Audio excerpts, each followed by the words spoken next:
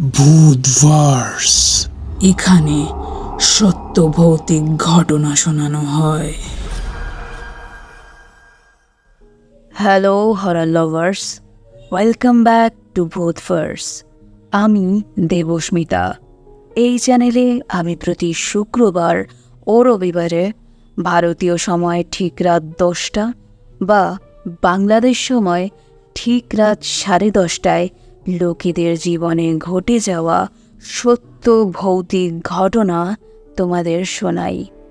ঘটনাগুলো শুনে তোমরা বিশ্বাস করবে কি করবে না সেটা একান্তই তোমাদের ব্যক্তিগত সিদ্ধান্ত। আপাতত এই ঘটনাগুলোকে এন্টারটেনমেন্টের একটা মাধ্যম হিসেবে বিবেচনা করে শুনতে থাকো ভূতভার্সের আজকের এপিসোড। তো চলো, বেশি কথা না বাড়িয়ে আমি তোমাদের হোস্ট দেবস্মিতা আছি তোমাদের সাথে। শুরু করা যাক ভূতভার্সের একটা নতুন হরর পডকাস্ট और এপিসোড নাম্বার 42। নভেম্বর মাস বলতে গেলে প্রায় শেষ। বাইরে শীত পড়তে শুরু করেছে, আর এই শীতের রাতে উষ্ণ কম্বলে মাথা গুজে ভৌতিক গল্প শুনতে পছন্দ করে না এমন মানুষ মেলা ভার। তাই এই শীতের রাতে ভৌতিক গল্প শোনার আমেজকে ধরে রাখতে আজকের এপিসোডে আমি তোমাদের দুটো সত্য ভৌতিক ঘটনা শোনাবো। এই দুটো ঘটনাই paranormal society Bangladesh Facebook page থেকে নেওয়া। এটা প্যারানর্মাল সোসাইটি বাংলাদেশ ফেসবুক পেজের সাথে ভূতভার্স চ্যানেলের সেকেন্ড কোলাবোরেশন ভিডিও। গত 41 নম্বর এপিসোডটা ছিল এই কোলাবোরেশনের প্রথম ভিডিও। আগামী দিনগুলোতেও প্যারানর্মাল সোসাইটি বাংলাদেশের সাথে এই চ্যানেলের আরও অনেক কোলাব ভিডিও আসবে। তোমরা এই ভিডিওগুলো paranormal society Bangladesh Facebook page এবং ভূতভার্স চ্যানেল এই দুটো জায়গাতেই দেখতে পাবে। তাই যারা ফেসবুক পেজ থেকে এখানে এসেছো তোমাদের সবাইকে ওয়েলকাম জানাচ্ছি। আর যারা ইউটিউবে শুনছো তারা এই ভিডিওর ডেসক্রিপশন বক্স এবং পিন্ড কমেন্টটা চেক করো, কারণ সেখানে প্যারানর্মাল সোসাইটি বাংলাদেশ ফেসবুক পেজের লিঙ্ক দেওয়া থাকবে এবং আমি তোমাদেরকে রিকোয়েস্ট করব ওই লিঙ্কে ক্লিক করে ফেসবুক পেজটা ঘুরে আসার জন্য। তো এবার আর বেশি কথা না বাড়িয়ে চলে যাচ্ছি সরাসরি ঘটনায়। আজকের প্রথম ঘটনাটা যিনি লিখেছেন তার নাম মোহাম্মদ ইমতিহান আবিদ। উনি যেভাবে লিখেছেন আমি ঠিক সেভাবেই পড়ে শোনাচ্ছি। হ্যালো দেবস্মিতা, আমি ইমতিহান আবিদ। আমি প্যারানর্মাল সোসাইটি ফেসবুক গ্রুপের একজন সদস্য। এর আগে আমি আমার সাথে ঘটে যাওয়া একটা ঘটনা লিখে পোস্ট করি, যার বিষয়বস্তু ছিল এক রাতে 2বার জিন দ্বারা আক্রান্ত হওয়া নিয়ে। কিন্তু প্যারানর্মাল সোসাইটি গ্রুপে এই ঘটনা লিখে পোস্ট করার পরে অনেকেই এটা নিয়ে মশকরা করেছিল। যারা মশকরা করেছে তাদের উদ্দেশ্যে বলছি এই ঘটনাটা। আমার জন্মের আগেই যখন আমি গর্ভে ছিলাম তখন থেকেই আমার মায়ের সাথে কিছু সমস্যা হওয়া শুরু হয়। অতপর আমি যে বয়স থেকে বোঝা শুরু করেছি এরপর থেকে আমার সাথেও অনেক কিছুই হয়েছে। সর্বপ্রথম যেটা ঘটে তা হলো আমি ঘুমের ঘোরে ঘরের দরজা খুলে চলে যাওয়ার চেষ্টা করতাম। কেন যেতাম, কোথায় যাওয়ার জন্য বের হওয়ার চেষ্টা করতাম এই সম্পর্কে আমি বিন্দুমাত্রও জানতাম না। এজন্য কয়েকদিন আমার বাবা রাতে আমাকে ঘরে আটকে রাখত। একদিন বাবা ঘুমোতে যাওয়ার সময় আমার ঘরের দরজায় তালা লাগিয়ে দিচ্ছিলেন। তখন আমি তালা লাগাবার কারণ জানতে চাইলে বাবা সব বলেন আমাকে। এর পরবর্তী সময়ে আমি সরাসরি প্রথমবারের মতন আমার চোখের সামনে আমার বন্ধুকে জিন দ্বারা আক্রান্ত হতে দেখি। ওই সময়টাতে আমার আক্রান্ত হওয়ার কোনো সম্ভাবনা আছে কিনা বা কোনো আলামত আছে কিনা এই সম্পর্কে আমি তেমন জানতাম না। যাই হোক, এরপর আমার শিক্ষা জীবনেও আমার সাথে কিছু ঘটনা ঘটে। আমি মাদ্রাসার হোস্টেলে থাকতাম। এর মধ্যেও আমার সাথে অনেক ঘটনা ঘটে, তবে সেই সম্পর্কে আমি তেমন অবগত নই। রাতে এমন অবস্থা হতো যে আমি কম্বল মুড়ি দিয়ে ঘুমাতাম যাতে চোখে কিছু ধরা না পড়ে। লোডশেডিং এবং তীব্র গরমের মধ্যেও আমি কম্বল মুড়ি দিয়ে থাকতাম। প্রতিদিন এক একজনের সাথে এক এক রকম ঘটনা ঘটত ওই মাদ্রাসায়। আমার বয়স তখন বড়জোর ৮ কি ৯।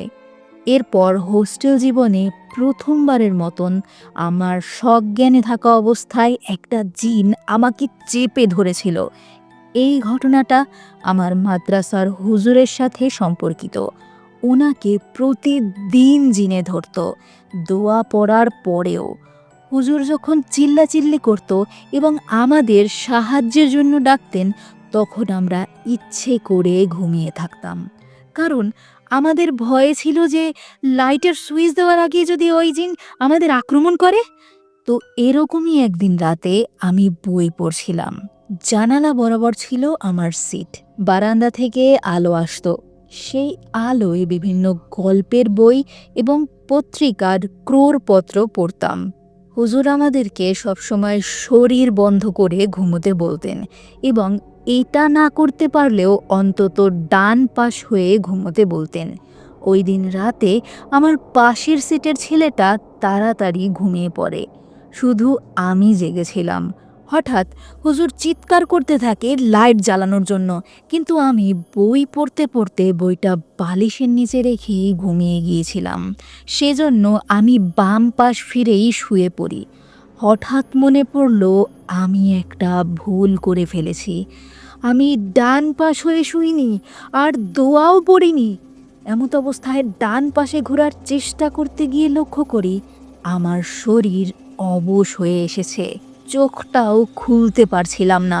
আমার সামনেই সাদা এক ধরনের জিনিস দেখছিলাম তখন, যেটা একবার আমার কাছে আসছিল আবার পরক্ষণেই দূরে সরে যাচ্ছিল। ওই অবস্থায় আমি বুঝতে পারি যে আমি জিনের দ্বারা আক্রান্ত হয়েছি। এবার আমি মনে মনে আয়াতুল কুরসি পড়া শুরু করি। আয়াতুল কুরসি শেষ করতে না করতেই অনুভব করলাম যেন ঠিক আমার পায়ের দিক থেকে একটা তরল বস্তু চলে গেছে। এরপর আমি আমার শরীর চেক করি। লক্ষ্য করলাম আমার শরীর প্রচণ্ড গরম হয়ে গিয়েছিল। তাপমাত্রা এতটাই বেশি ছিল যে মনে হচ্ছিল এ যেন জ্বরের চেয়েও বেশি। অদ্ভুতভাবে পরের দিন সকালে উঠে আমি এই বিষয়টা ভুলেই গিয়েছিলাম। আবার পরের দিন রাতে ঘুমানোর সময় আমার এই সব মনে পড়ে যায়। তো এই ছিল আমার সাথে ঘটা কিছু ঘটনা। এমনকি আমি যে এইসব লিখছি তার মধ্যেও আমার মোবাইল বারবার হ্যাং হয়ে যাচ্ছিল এবং লেখা কয়েকবার আটকে গিয়েছে, অথচ ওয়াইফাইয়ের স্পিড ছিল 1.5 MB/সেকেন্ড। বর্তমানেও এমন অনেক অদ্ভুত ঘটনা আমার সাথে ঘটে চলেছে প্রতিনিয়ত। তো এই ছিল আজকের এপিসোডের প্রথম ঘটনা, স্টোরি কার্টিসি প্যারানরমাল সোসাইটি বাংলাদেশ। এবং মোহাম্মদ ইমতিহান আবিদ ভাইয়া, আপনাকে অসংখ্য ধন্যবাদ আমাদের সাথে আপনার নিজের সাথে ঘটে যাওয়া এত মারাত্মক একটা ঘটনা শেয়ার করার জন্য। আশা করছি আগামী দিনগুলোতে আপনি এভাবেই প্যারানরমাল সোসাইটি বাংলাদেশ এবং ভূতভার্স পরিবারের পাশেই থাকবেন এবং ভালো থাকবেন। এবার আর কথা না বাড়িয়ে চলে যাচ্ছি আজকের দ্বিতীয় এবং শেষ ঘটনায়। আজকের দ্বিতীয় ঘটনাটা লিখেছেন জেসি রিয়াদ। উনি যেভাবে লিখেছেন আমি ঠিক সেভাবেই পড়ে শোনাচ্ছি। হ্যালো দেবস্মিতা, আজকে যেই দিনটার ঘটনা বলবো সেই দিনটি ছিল বড়ই অদ্ভুত। আশেপাশের সকল স্থানগুলো অন্ধকারে ঢেকে গিয়েছিল। আকাশে ছিল না সূর্যের আলোর তেমন কোনো অস্তিত্ব। একটু পর পর হালকা হালকা বৃষ্টি পড়ছিল, সাথে ছিল অদ্ভুত এক বাতাস। সেদিন বাড়ি থেকে বের হওয়ার কোনো ইচ্ছেই ছিল না আমার, তাই রুমের মাঝে শুয়েছিলাম। হঠাৎ করে আমার নানি আমাকে ডাক দিয়ে বলে বাজার থেকে ওনার জন্য কিছু ওষুধ নিয়ে আসতে। বাজারে একজন আত্মীয় আছে যে কিনা নানির সকল যাবতীয় ওষুধ সম্পর্কে জানে। আমি নানির কথার হ্যাঁ বা নাতে কোনো উত্তর না দিয়েই বাড়ি থেকে বের হয়ে যাই। রাস্তা দিয়ে হেঁটে হেঁটে আমি বাজারের উদ্দেশ্যে যাচ্ছিলাম। সেদিন রাস্তায় তেমন কোনো লোকজনের অস্তিত্বও ছিল না। আমি হেঁটে হেঁটে যাচ্ছিলাম, হঠাৎ করে কেউ একজন আমাকে পেছন থেকে ডাক দেয়। আমি পেছনে তাকিয়ে দেখি বেশ বয়স্ক একজন বৃদ্ধা। ডাক দেওয়ার কারণ জিজ্ঞাসা করতেই বৃদ্ধা বলেন, ভাই, আমার একটা কাজ করে দিতে পারবে? ছোট্ট একটা কাজ ভাই। বৃদ্ধার কথায় কেমন জানি একটা মায়া মমতার ছায়া ছিল, সাথে ছিল মৃদু একটা কষ্টের ছাপ। তাই আমি ওনাকে বলি, বলেন কি কাজ? বৃদ্ধা বলল, ভাই, আমার একটা খবর তুমি আমার পরিবারকে পৌঁছে দেবে। আমি বলি, ঠিক আছে, আপনি বলুন, আমি পৌঁছে দেব।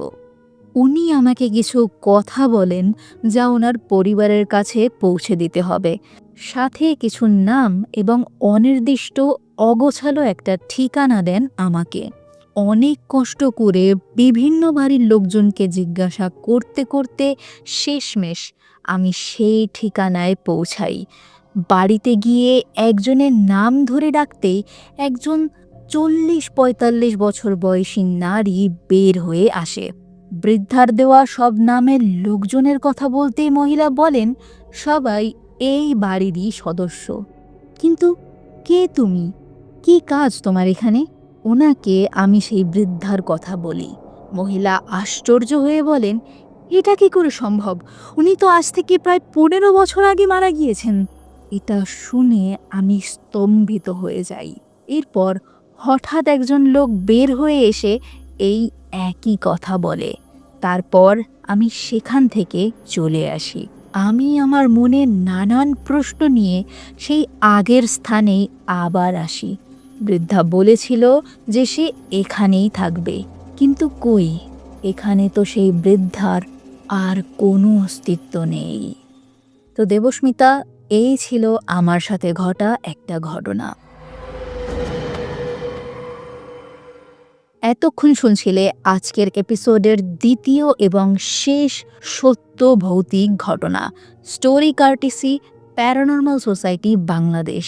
এবং জেসি রিয়াদ ভাইয়া, আপনাকে অসংখ্য ধন্যবাদ আমাদের সাথে আপনার নিজের সাথে ঘটে যাওয়া এত ভয়ানক একটা সত্য ভৌতিক ঘটনা শেয়ার করার জন্য। আশা করছি আগামী দিনগুলোতে আপনি এভাবেই প্যারানর্মাল সোসাইটি বাংলাদেশ এবং ভূতভার্স পরিবারের সাথেই থাকবেন। আপনার এবং আপনার পরিবারের সুস্থতা কামনা করছি। ভালো থাকবেন ভাইয়ার। তো আমি তোমাদের হোস্ট দেবস্মিতা ছিলাম তোমাদের সাথে। এতক্ষণ শুনছিলে ভূতভার্সের এপিসোড নম্বর 42, যা ভূতভার্স এবং প্যারানর্মাল সোসাইটি বাংলাদেশ ফেসবুক পেজের সেকেন্ড কোলাবোরেশন ভিডিও। আশা করছি আজকের এপিসোডের দুটো ঘটনাই তোমাদের ভালো লেগেছে এবং শীতের রাতে কানে হেডফোন গুঁজে কম্বল মুড়ি দিয়ে এই ঘটনা দুটো শুনে তোমরা বেশ ভয়ও পেয়েছো। তো এই ছিল আজকের এপিসোড। ঘটনাটা তোমাদের কেমন লাগলো তা কমেন্ট সেকশনে অবশ্যই লিখে জানিও। আর আজকের এপিসোডটা ভালো লেগে থাকলে একটা লাইক করে দিও এবং বন্ধুদের সাথে শেয়ার করো, কেননা তোমাদের ভালোবাসা আর সাপোর্টে আমাদের ভূতভার্স পরিবার ধীরে ধীরে বড় হচ্ছে।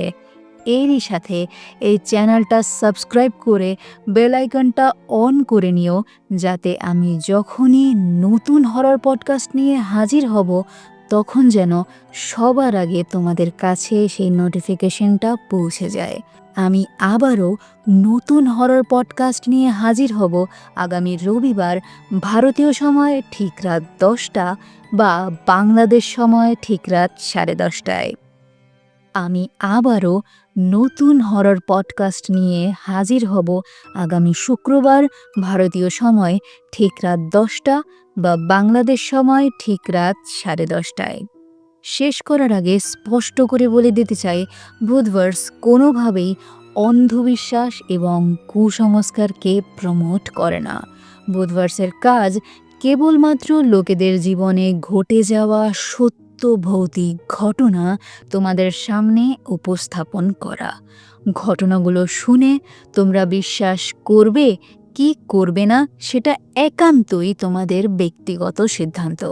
তবে আমি সাজেস্ট করব প্রাথমিকভাবে এই ঘটনাগুলোকে এন্টারটেনমেন্টের একটা মাধ্যম হিসেবে বিবেচনা করে শোনাটাই হবে বুদ্ধিমানের কাজ। আর ভূতভার্সে তোমাদের বা তোমাদের চেনা পরিচিত কারো সাথে ঘটা সত্য ভৌতিক ঘটনা যা তোমরা দেখেছো বা শুনেছো, এমন ভৌতিক ঘটনাগুলো শেয়ার করতে হলে কি করতে হবে জেনে নাও। ঘটনা শেয়ার করতে ভূতভার্সের অফিসিয়াল ইমেল অ্যাড্রেস ভূতভার্স@gmail.com-এ ইমেল করতে হবে, অথবা ভূতভার্সের ফেসবুক পেজের ইনবক্সে গিয়ে লিখে পাঠাতে হবে তোমাদের ঘটনা।